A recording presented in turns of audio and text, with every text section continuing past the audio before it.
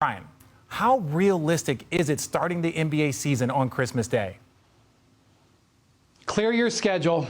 I think there's a very strong chance that is going to happen. In fact, I think it's going to happen even before Christmas because you're going to not want to have ring night on Christmas Day. So I think there's a possibility that it can actually start slightly before Christmas. This is a big pivot from what Adam Silver was talking about just less than a month ago at the finals when he talked about how he wanted to play an 82-game season with fans in the stands at all arenas. But as the situation has unfolded, the NBA owners have reevaluated. They realize how important Christmas Day is.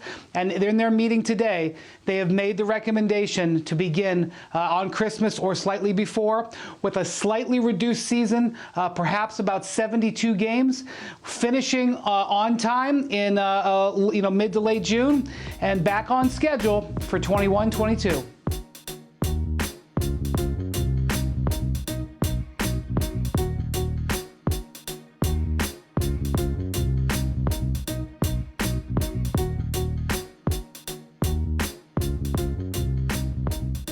And look, the players knew this when the Players Association agreed to playing in the bubble, that it could be a quick turnaround, and that's what's happening right now. We have to have basketball on Christmas Day. It's a no-brainer. And look, they have a lot of teams that hadn't played since March, since the pandemic. You remember? So a lot of guys had a lot of time off. So at the end of the day, they knew that this could be a possibility that if you reached the finals and played in the championship, that you will have a short off season.